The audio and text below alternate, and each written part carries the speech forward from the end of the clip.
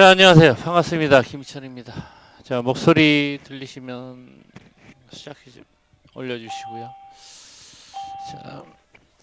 자, 12월 8일 일요일 저녁 방송 좀 진행합니다. 반갑습니다. 오늘 제가 할 이야기는 주된 주제는 좀 지금까지 한 번도 이야기한 적이 없었습니다. 좀 수급에 대한 이야기를 좀 하려고요. 수급이 그냥 단순하게 그냥 거래량이나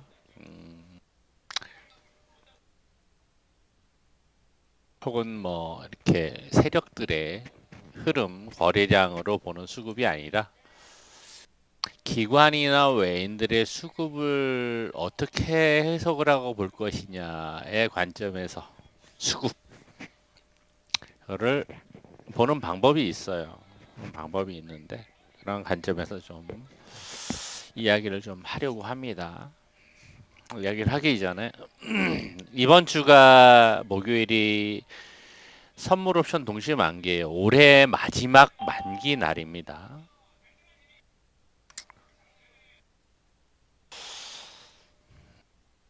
만기 날이다 보니까 그 분위기에 대한 어떤 포지션도 한번 읽어보고 간단하게 읽어보고 시황 측면에서 읽어보고 그리고 그 CD 거래 외인 기관들의 수급 거래의 의미를 좀 이야기를 하면서 마치도록 하겠습니다. 북한 영향이 요즘 많이 북한에서의 액션에 대한 시장의 영향은 별로 없잖아요, 사실. 그죠? 그러다 보니까 글쎄요, 지금 최근에 나온 이야기들 뭐 북한에서 그러니까 오늘 아침에 뉴스 보니까 트럼프는 북한하고 어떻게든 관계를 유지하려고 하는지 북한이 조금 강경하게 나오면 트럼프는 그래 니네들 인정해 나는 니네하고 관계가 계속 유지하고 싶어 트럼프의 재선을 위해서 그런지 계속 북한을 끼고 돌려고 하는 듯한 느낌이 계속 듭니다. 뉴스 나오는 트럼프의 멘트를 보면은 그죠?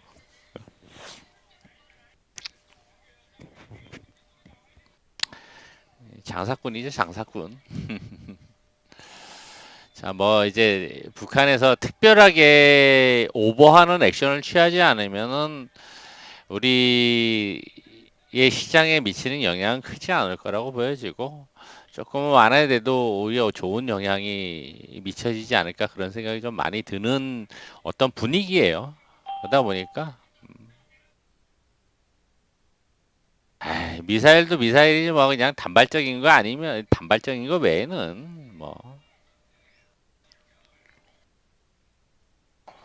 그러니까 뭐 큰 게 없지 않은 한 미국이 어떤 이 새끼들 봐 니네들 진짜 그럴래? 이러한 어떤 액션이 아니면은 큰 영향이 없을 거라고 보여져요. 이게 많이 무뎌졌고 만만해졌고 진짜 무뎌진 거죠. 무뎌진 거죠. 그죠?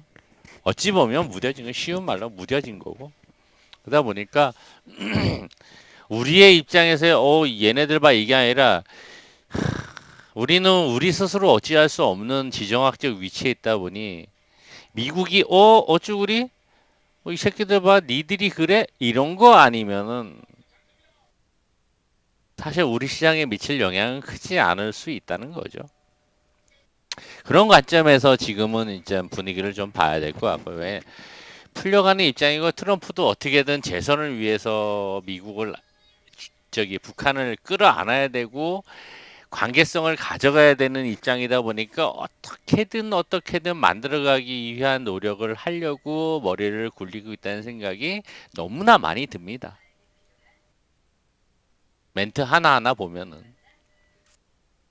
그러니까 그런 관점에서의 북한의 행동도 해석을 해야 될 필요가 있지 않나라는 생각을 하게 돼요.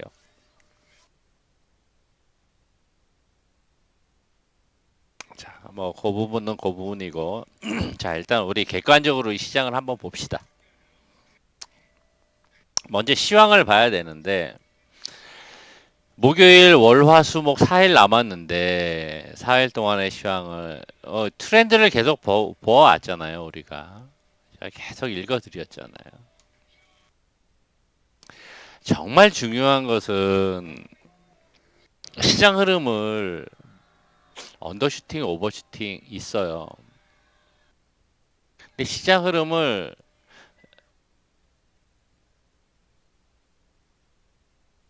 저처럼 읽어 가주는 사람이 없다는 거예요. 이거는 예측을 하고 대응을 해야 되는 영역이에요. 지수 흐름은. 근데 예측은 절대적으로 차트로 할 수가 없는 거란 말이에요. 차트는 지나간 흔적이고 예상을 하고서 거기에 맞춰서 변화를 대응을 해야 되는 건데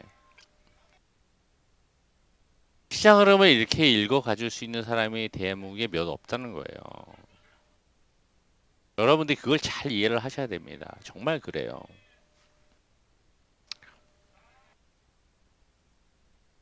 이게 15일 거예요. 15일. 11월 15일.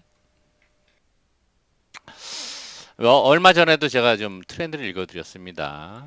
자, 일단 뭐 차트의 우리 지수의 흐름을 보기 이전에 제가 강조하는 거 외인들의 포지션이 중요하다라고 이야기를 하잖아요. 외인들의 포지션. 특히 선물 옵션 동시 만기에서는 외인들의 파생 포지션이 작용하는 부분이 되게 커요.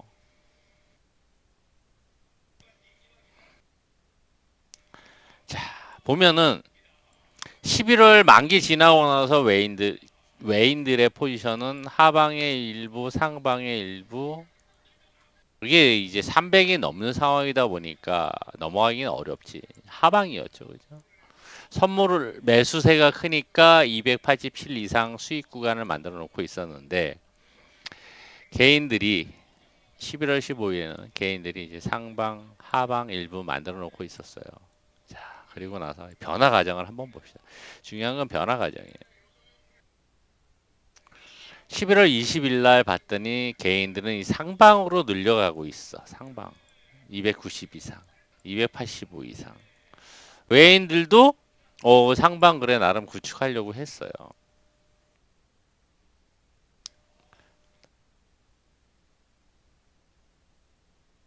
자, 그리고 26일 날 봤더니 자, 개인들은 상방 선물 때문에 상방, 외인들도 상방.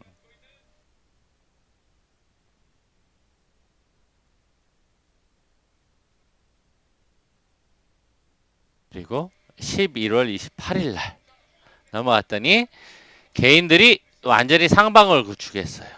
285 이상. 그죠? 기관들은 하방 구축에 275 이하, 그리고 290 이상.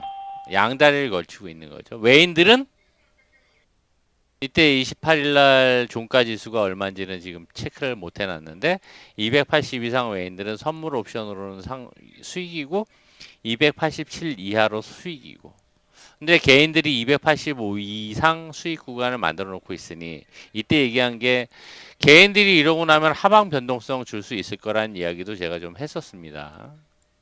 그래서 11월 29일 날 비슷한 포지션이에요. 외인들이 옵션을 하방으로 완전히 구축하고 있는 상황을 만들었습니다. 그리고 12월로 넘어가서 봤더니 자, 12월 5일이면 언제야? 어제 그제 목요일이잖아. 목요일 날. 그죠? 분위기가 확 달라졌잖아요. 자, 11월 말까지만 해도 개인들이 상방에 베팅을 하고 있던 모습이 285 이상, 280 이상 베팅하고 있다가 불과 일주일 만에 개인들이 어떻게 바뀌었다? 하방에 지금 목숨 걸고 있는 상황이에요. 하방. 그죠? 하방에 목숨 걸고 있죠.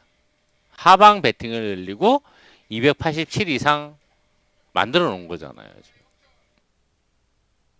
외인들은 이래나 저래나 수익 구간이고, 기관들은, 외인들은 하방의 수익 구간이었다가 상방으로 지금 현재 지수, 목요일 날 이후, 금요일 날 이후의 지수로 수익 구간을 만들어 놨단 말이에요. 개인들을 하방으로 유도를 한 거죠. 그리고 나서 금요일 거를 봤더니 개인들이 이제 하방이에요, 하방. 여기 표시가 안 됐네. 283 이상 올라가기는 어렵겠죠, 그죠? 283까지는 개인들이 손실 구간이에요. 기관들은 수익 구간이야. 합성으로는 손실 구간이지만은 뭐 이번 주 어떻게 만들어갈지 봐야 될 테고, 외인들은 어쨌거나 선물 옵션 동시 만기 때는 외인들이 힘이 강해요. 283 넘어가지 않는 범위 내에서는 현재 전후로는 다 수익 구간이야. 선물 옵션 합성으로도 그렇고. 그러니까 하방으로 며칠 동안 미국 신고가 가는 사이에도 우리를 찍어 누르고 밟고 지지받고 지지고 볶고 하다 보니 외인들은 상방으로 베팅을 하면서 포지션 변화를 주는데 개인들은 불안하니까 하방의 베팅 규모를 늘렸다는 얘기죠.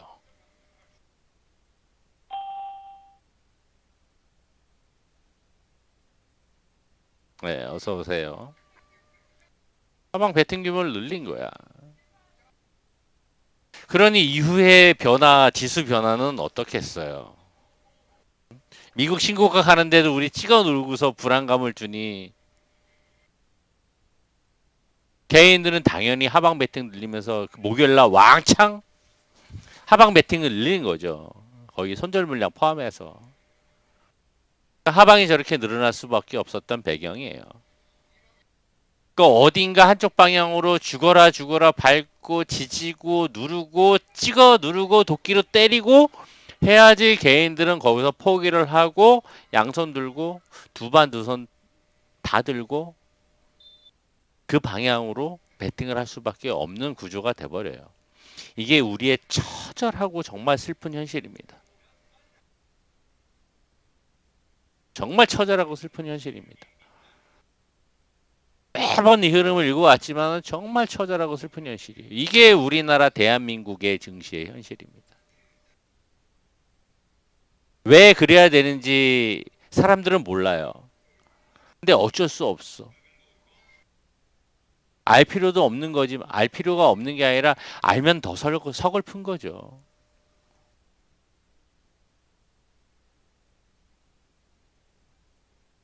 너무나 처절해요. 너무나 처절해. 저러한 행태를 보면 너무나 처절해. 왜 미국 신고가 계속 가고 있는데 우리는 왜 걔네들 신고가 가는데도 왜 찍어 누르고 빠지고 또 빠지고 더 빠지냔 말이죠. 왜 더 빼냐고. 지랄하고 왜 더 빼냐고. 더 빼다가 왜 확 밟고 지지고 때려 부수고 그러다가 왜 반등을 시키냔 말이지. 미국 안 오르는데 빠지는데도 반등을 시키냐고. 정말 처절합니다. 우리나라 증시를 보면은. 이게 현실이죠. 현실이에요.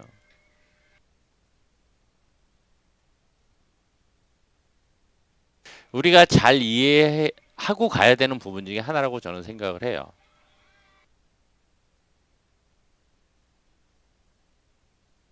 자, 그래서 결국에는 이번 주가 만기인데 외인들의 수익 구간으로 포지션을 지수는 만들어 갈 거예요. 기관들도 지금 뭐 선물은 어찌 되었든지 간에 옵션에서 이만큼 올라가면 수익이니까 이 자식들은 또 나름대로 옵션에서 수익 챙기고 선물은 나름대로 뭐 이제 만기 지나더라도 롤오버 할 수 있게끔 만들어 갈 수 있겠죠. 그리고 개인들이 손실이 커야지 기관이나 외인들이 수익을 챙겨갈 수 있으니까. 옵션은 파생은 제로섬 게임이니까 만들어 가겠죠. 이게 정말 처절한 우리나라의 증시 현실입니다.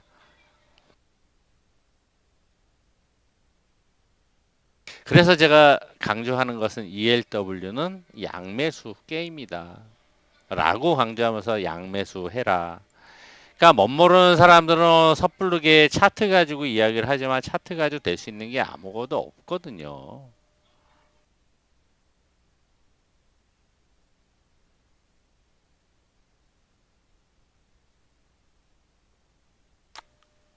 정의원 방송에서도 제가 이야기를 했지만은 그래서 ELW는 옵션하고 다르게 양매수 게임을 잘 해간다.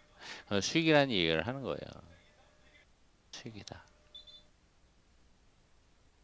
250만 원, 250만 원, 콜 250, 풋 250, 500만 원 가지고서 양쪽으로 나눠서 보더라도 47% 수익이라는 얘기예요.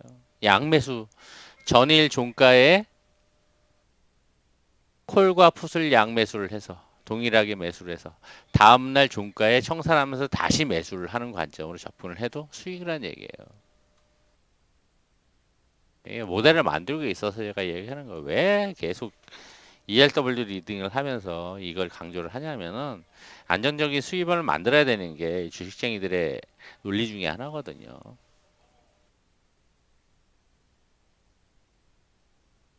그 속에는 우리 지수의 변동성을 노린다는 거거든요. 이게 가외적으로 지금 할 얘기는 아닌데 옵션의 구조와 ELW의 구조는 조금 달라요. 구조적으로 이제 그 비슷한 부분도 있긴 하지만은 옵션은 매도 게임이고 ELW는 매수 게임이에요. ELW 하는 회원들이 최근에 좀 몇 분씩 들어오시다 보니까 제가 ELW 좀 강조를 많이 합니다. 그러니까 주식처럼 주식이야 보유하고 있으면은 주식은 매수 게임이기 때문에 매수해서 보유하고 있으면 괜찮은 종목들은 올라가요. 고점 매도, 저점 매수 이런 거는 어불성설이에요. 신이 아닌 이상 저점 매수하고 고점 매도하고 고점 매도했다가 저점 매수하고 이걸 반복해서 어떻게 하면서 그걸 추세를 타냐고. 그럼 말장난이고 아무것도 안 돼요. 트렌드를 보는 게 중요하고 흐름을 보는 게 중요한 거지 무슨 고점 매도 10원 단위까지 고점 매도하고 10원 단위까지 저점 매수하고 이걸 무슨 신이 아닌 이상 그걸 어떻게 하냐고. 그거는 말이 안 되는 거고요. 말이 안 되는 게임인 거고 흐름을 보는 게 중요한 거고 이제 파생 관점에서는 이렇게 제가 자꾸 시황을 읽어갈 때 옵션과 선물 구조를 가지고 이야기를 하는 것은 우리나라는 종속적인 시장이기 때문에 이거를 강조할 수밖에 없는 거를 저는 이야기를 하고 싶은 거예요.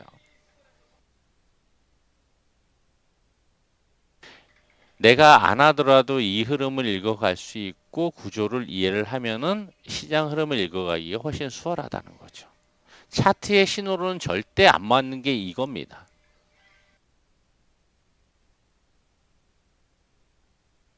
예, 여러분들이 뼈저리게 느끼셔야 돼요. 우리 시장은 종속적인 시장이기 때문에 독립적이 될 수가 없어요. 왜? 미국은 쉬고 가는데 우리는 왜 이 모양이냐. 이것만 봐도 단편적으로 알 수 있는 거죠.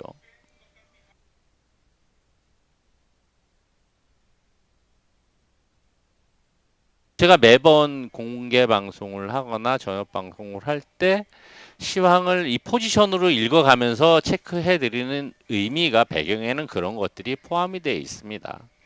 그래서 요것만 잘 읽어가더라도 시장 흐름을 기술적인 흐름과 같이 보는데 상당히 신뢰도가 높아지고 유용하게 읽어갈 수 있을 거예요. 저는 자타공인 대한민국 이 흐름을 읽어가는 데서 대한민국 최고라고 자부합니다. 어느 누구도 이렇게 읽어주는 사람 없어요. 리딩인 거죠, 리딩. 시장 흐름을 읽어가는 리딩. 그렇기 때문에 제가 매번 읽어가고 흐름을 체크해 가는 데 있어서 계속 들어보시고 공부를 해보세요. 그럼 정말 도움 되실 거예요.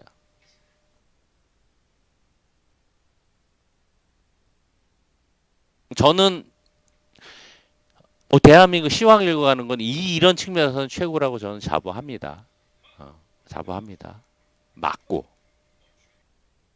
그러니까 이런 측면에서 익혀가고 공부해 보시면은 나름 현재보다는 훨씬 도움이 되시고 훨씬 시황 읽어가는데 레벨업이 되실 수 있을 겁니다.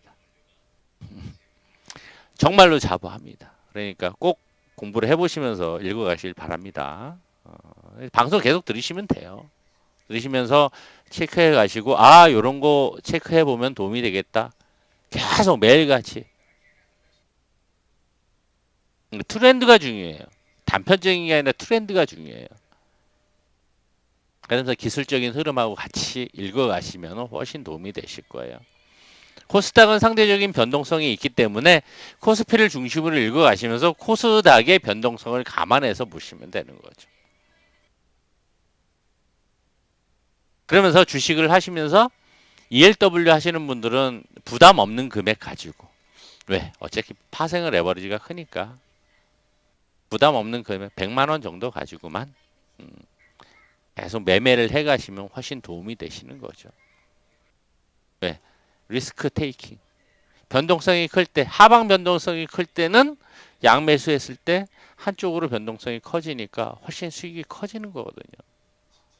한쪽은 100만 원 마이너스라고 되지만 맥스, 한쪽은 100만 원 가지고 200%, 300%, 400%벌 수가 있는 게 이 게임이거든요.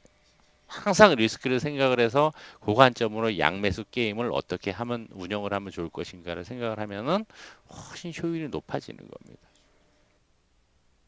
욕심을 부리면은 절대 안 돼. 어,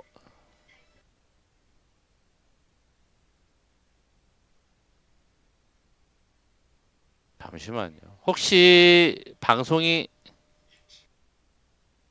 어, 음성 들리시나요, 혹시?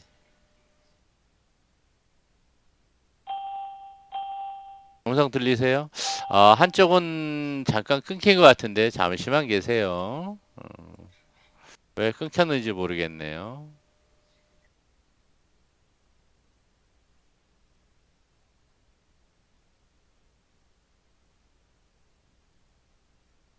잠시만 계세요. 한쪽은 음성이 끊겨서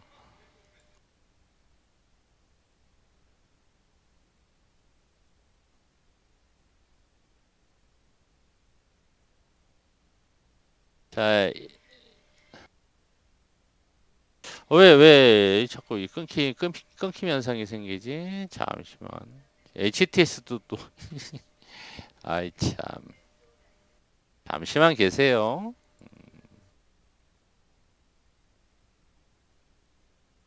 뭐 때문이지?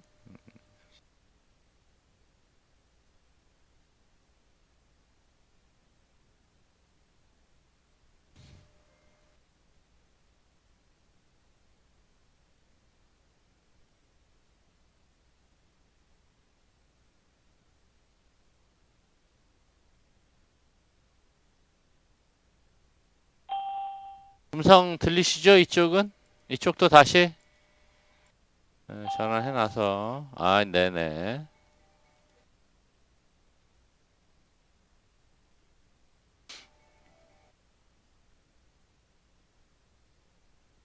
화면 좀 열고 다시 이어서 이야기하겠습니다.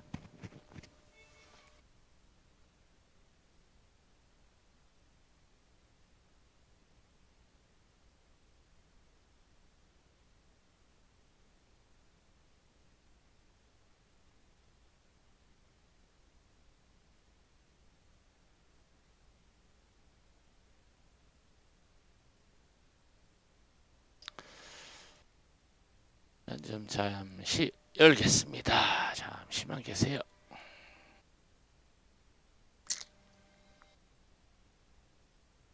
왜 갑자기 인터넷 통신사에 좀 항의를 해야 되려나 봅니다.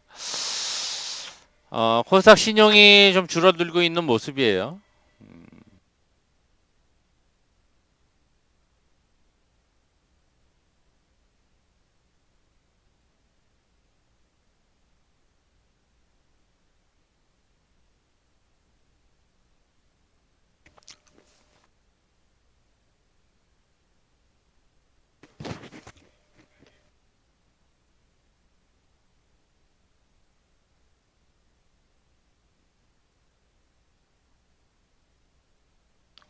한 30분만에 끝내려고 했더니 시간이 좀 길어지네요.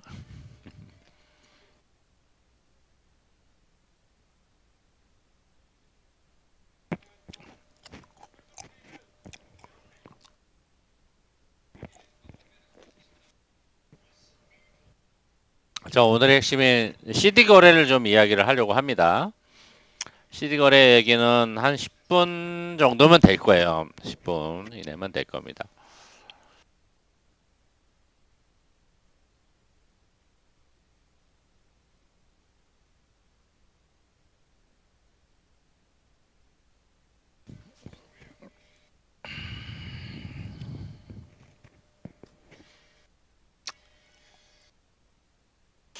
자, CD 거래.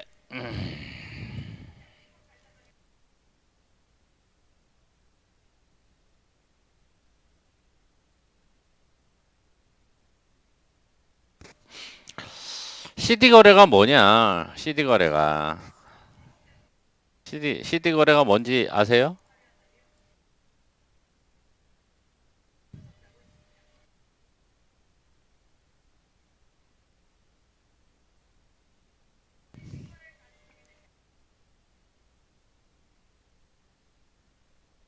자꾸 이게 또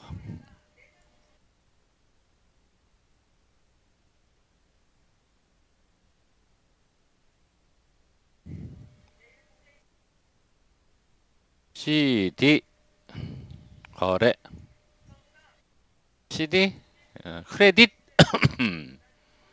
아니 이거 CD 거래 CD 거래는 careful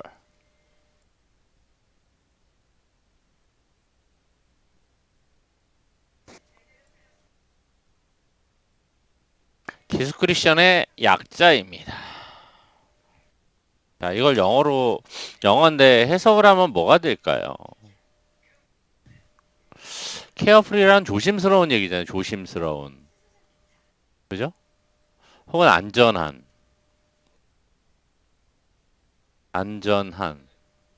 디스크리션은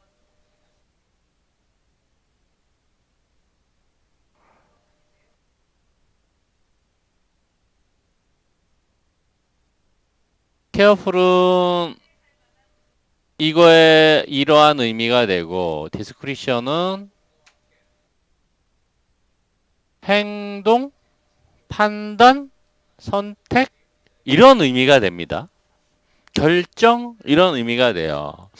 그러면은 careful discretion의 의미를 보면은 뭐가 되냐면은 조심스러운 행동, 판단, 선택, 안전한 판단과 선택을 해라라는 의미가 돼요. 그죠?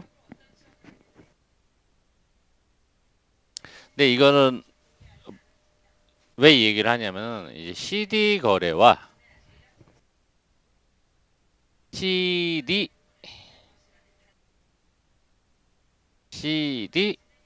리밋 거래가 있어요.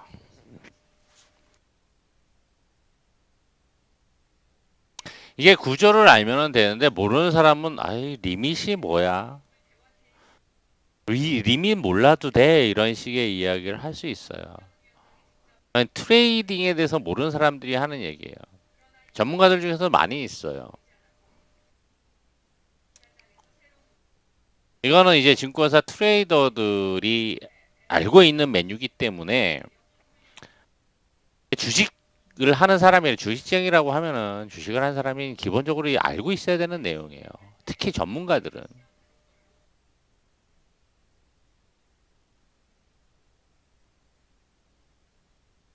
주문서가 있는데 외인이나 기관들이 주문서를 써서 아침에 혹은 밤에 주문서를 쓰면은 요즘에 이제 온라인으로 많이 하겠죠. 그러면 체크를 해요. CD 거래로 할 것이냐, CD 리밋 거래로 할 것이냐 체크를 해가지고 일정 뭐 100억이면 100억, 50억이면 50억, 300억이면 300억.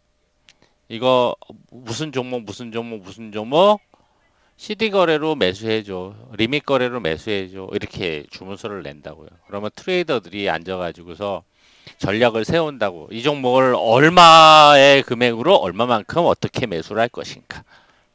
하루 종일 어떻게 매수를 해야지 좋을 것인가. 머리를 굴린다고요.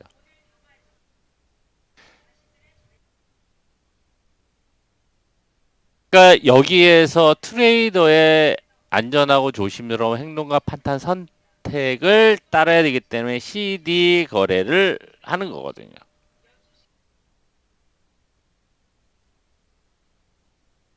그러니까 트레이드의 안전한 선택을 하기 위해서는 뭐냐? 안전한 선택이라고 하는 얘기는 비싸게 사지 않아야 된다는 전제가 따르는 거거든요.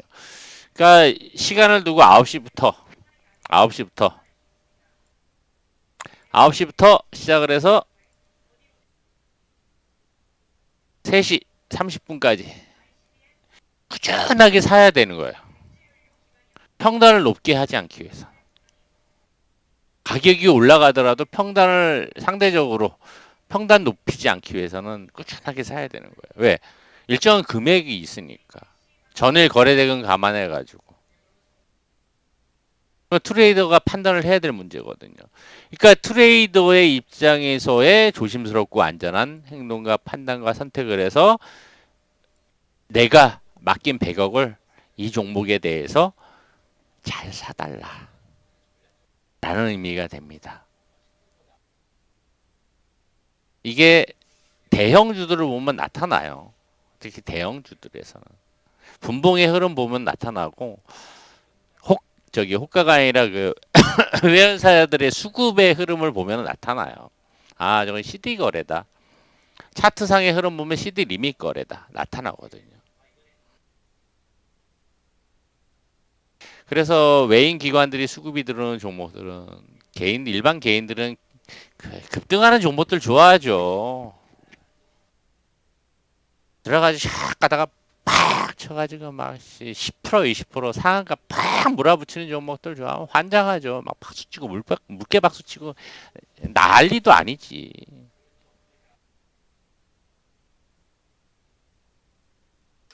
그런데 실제적으로 이제 수급이 저렇게 들어온 애들은 그런 개념보다는 꾸준하게 처음부터 일정 시간을 두고서 10억이면 100억이면 500억이면 꾸준하게 들어오는 성향이 있는데 그거를 이제 우리가 알고 캐치하는 게 중요합니다. 중요합니다.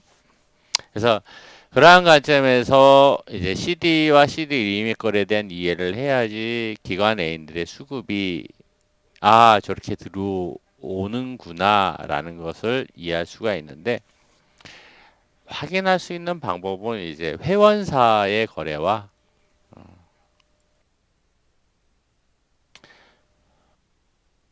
회원사 색깔이 왜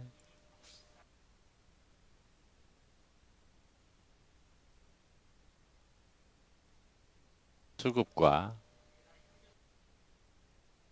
지속성을 보면서 우리는 좀 판단을 해볼 수 있어요. 대형주들은 대부분 그렇게 들어와요. 대형주들은 CD 거래로 들어와요. CD 거래나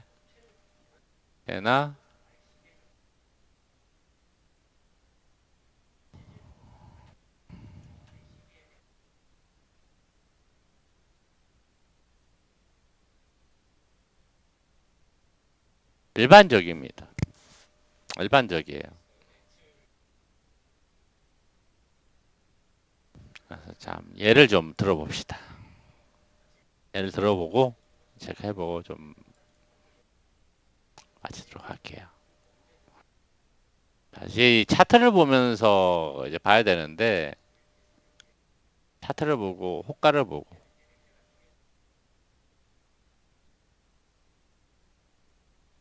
이런 거. 자, 여기 삼성전자가 들어왔어요. 그죠? 양봉을 만들었죠. 자, 들어왔던 창구가 CLSA나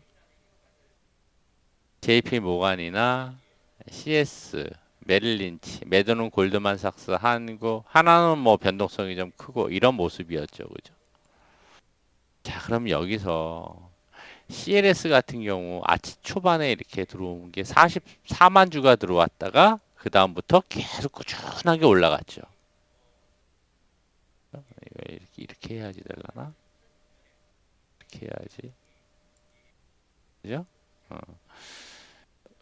들어왔다가 크게 들어왔다가 그 다음에 쭉 꾸준하게 올라왔어요. CS에서도 그렇고 메릴린치에서도 그렇고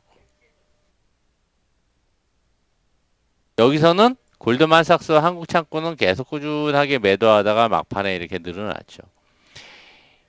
초반에 이렇게 왕창 들어오고 나서 꾸준하게 이렇게 우상향으로 수급이 들어오는 게 CD 거래예요. CD 거래. CD 거래. 이게 매수세가 강하냐, 매도세가 강하냐에 따라서 좀 차이가 있을 수 있습니다.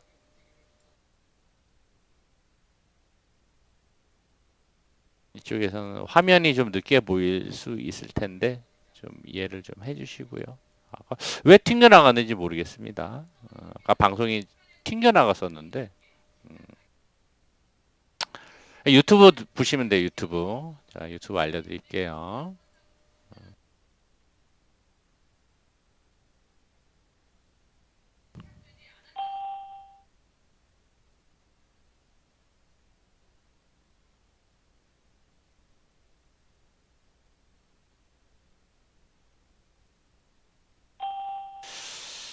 자, 요런 게 CD 거래의 한 편이에요. CD 거래. 이게 물론 이제 대형주에서는 외인이나 기관 수급 들어서 일반적으로 들어오는 패턴이에요. 패턴입니다. 근데 이러한 패턴들이 중소형주나 개별주에서도 나타나는 현상이 있을 수 있어요. 특정 창구에서 일단 개별주인데도 지속성을 가지고 들어오는 현상들이 나타나는 종목들이 있어요. 그럴 때는 일정 수준 흔들림이 없이 잘 움직여요. 그러니까 응용 차원에서 중대형주에서 저런 외인 기관 수급들이 들어오는 종목들의 패턴들을 보면서 일반 개별주인데도 어떤 특정 창구에서 지속적으로 특정 창구 한두 개에서 지속적인 수급이 들어오는 창구들을 보여진다. 창구가 보여진다. 그러면 얘네들은 어느 정도의 자금력 가지고서 꾸준하게 매집을 하거나 매수를 하려고 하는 성향이 있구나라고 판단을 해볼 수 있어요. 물론 이제 일반 개별주들은 키움 창구에서 몇십만 주, 몇백만 주씩 변동성 가지고 움직이는 경향이 있다 보니까 사실 그거를 100% 판단하기는 어려움이 있습니다. 그렇지만 그 외의 종목들에 있어서는 이러한 수급 구조들을 우리가 이해를 하고 간다라고 하면은 지금 삼성전자를 봤는데 왜 뭐 이제 한번 셀트리온을 한번 봅시다. 이런 것들이 다 이제 그러한 어떤 거래의 일환이거든요. 이렇게 나타나는 거래들이죠. 매도 거래 다 CD 거래로 매도를 하는 거거든요. 매수를 하고. 대형주들을 보면 이제 몇 개만 좀 샘플로 한번 우리 봅시다. 하이닉스, 하이닉스도 마찬가지잖아. CD 거래로 UBS, CS 막판에 확 물량 쏟아낸 거지만 KB하고 이런 건 CD 거래로 매수한 거거든요. 이런 거. 중간중간 이제 크게 물량 들어온 것들도 있지만 이런 거거든요. 그리고 뭐 포스코,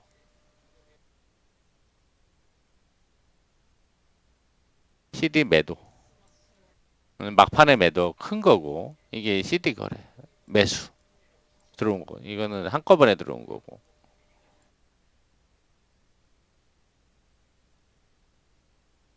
자 이러한 현상들이 그 수급 구조에서 나타나는 패턴들이 있어요. 패턴들이 있습니다. 그래서 양봉을 만들 때의 패턴과 음봉을 만들 때의 패턴.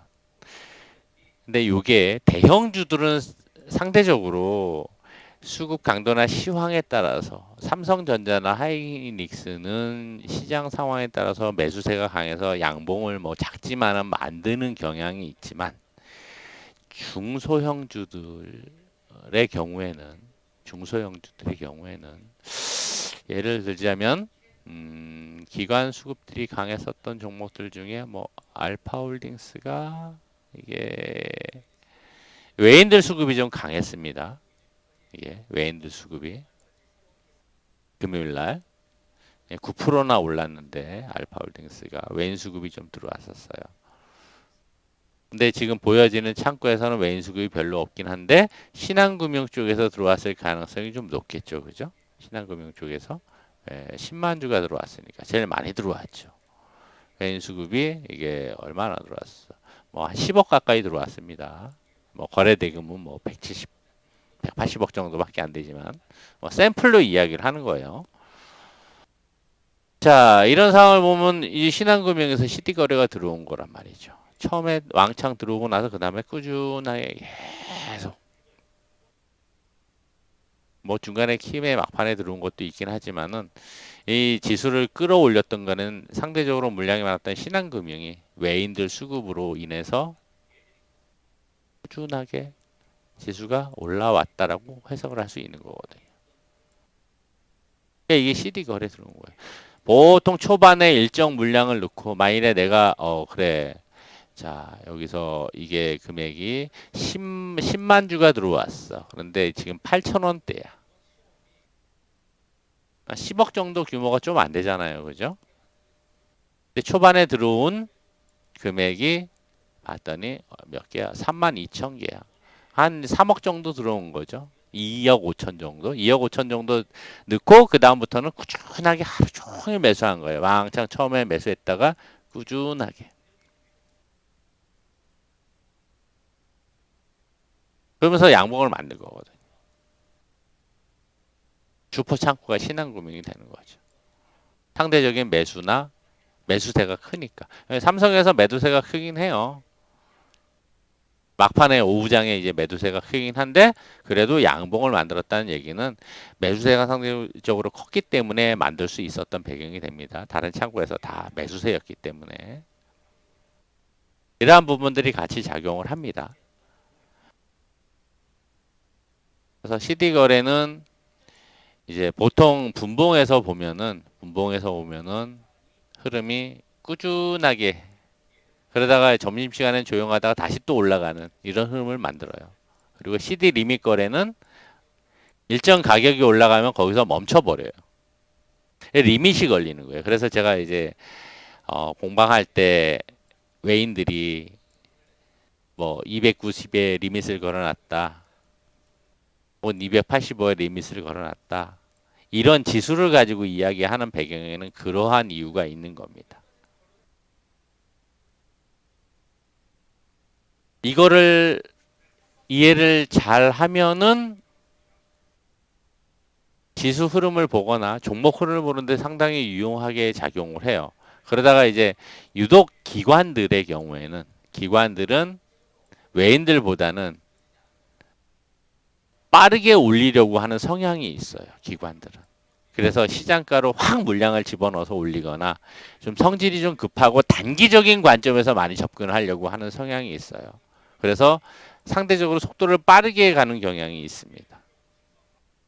그러한 상황들을 잘 이용을 해서 이 CD 거래를 이해를 한다라고 하면 왜 수급 외인이냐 기관이냐 어느 쪽에서 들어오는지는 HT에서 체크가 가능하거든요. 그런 체크 포인트들을 보고서 기관 외인들 수급 들어오네.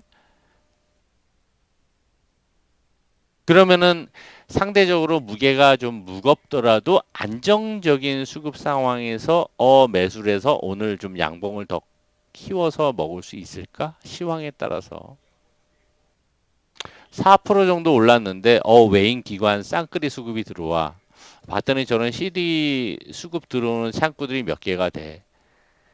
추정 수급이긴 하지만 HTS에서 기관 외인들이 수급이 계속 들어오고 있는 모양새야. 그래? 오늘 거래가 증가를 하고 있으니 거래 증가하면서 양봉도 만들고 있으니 관성의 법칙에 의해서 양봉을 만들 확률이 높아져. 그래? 그러면 중간에 분봉 눌림목 자리를 놓고 피보나치 되돌림 비율에서 얼마 비율에서 딱 걸어놓고 있다가 오후장에 추가 상승을 하면은 몇 프로는 먹을 수 있겠구나. 안정적으로 이제 베팅을 해볼 수 있는 거죠.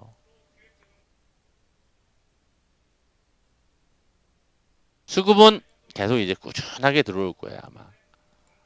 그러니까 그렇게 확률 높은 이제 안정적인 수급 매매를 하기 위한 전략으로서 CD 거래에 대한 이해를 한다라고 하면은 뭐 이제 당일 트레이딩 관점 혹은 추세상 일봉 주봉 추세상에서 있어서의 외인 기관들의 물량 정도와 수급 흐름을 체크를 해 가면서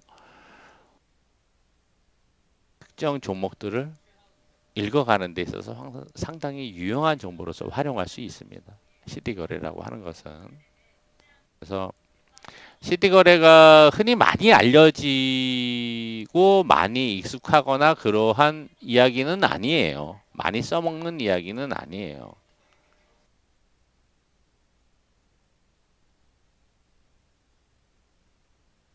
전적으로 이제 외인이나 기관들의 이제 수급 종목에서만 일어나는 현상이 두드러지는데 이 CD 거래의 의미를 잘 이해를 하고 분석을 장중에 종목들의 흐름들을 분석을 하다 보면 아 이런 게 CD 거래구나 이해를 하면서 오히려 편안하게 접근하면서 시황과 함께 시황과 같이 봐야 돼요. 시황이 오후장에 빠지거나 뭐 영 시답지 않은 상황에서는 이러한 종목들도 나중에 이제 확 빠질 수 있으니까 그렇지 않은 범위 내에서 시황이 안정적이다 그러면은 이러한 종목들은 추가적으로 안정적인 상승을 보면서 장중 트레이딩 관점에서 좋고 일봉에서 트렌드 상에서의 수급 흐름을 잡아가는 데 있어서도 상당히 용이하게 활용을 할 수가 있을 겁니다.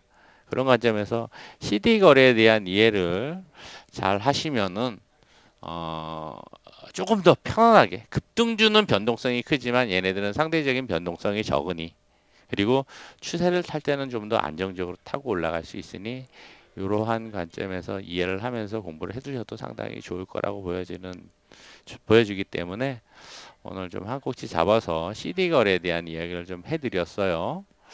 뭐 하루아침에 익히거나 알 수 있는 이제 부분은 아닌데 계속 보시다 보면서 아 요런 게 CD 거래인가 대형주들을 중심으로 이제 창구 수급들 회원사들 수급들을 보다 보면은 좀 더 이해가 빨라지실 거라고 보여집니다. 그런 차원에서 공부를 해 가시면 훨씬 더 주식하시는 데 도움이 되실 거라고 보여집니다.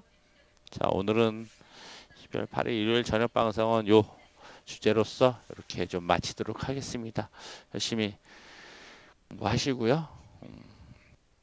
이번 한 주도 성공 투자하시길 바라겠습니다. 고생 많으셨고요. 다음 시간에 뵙겠습니다. 지금까지 세력 가치주 투자 클럽이었습니다. 고생 많으셨습니다. 편안한 밤 되세요.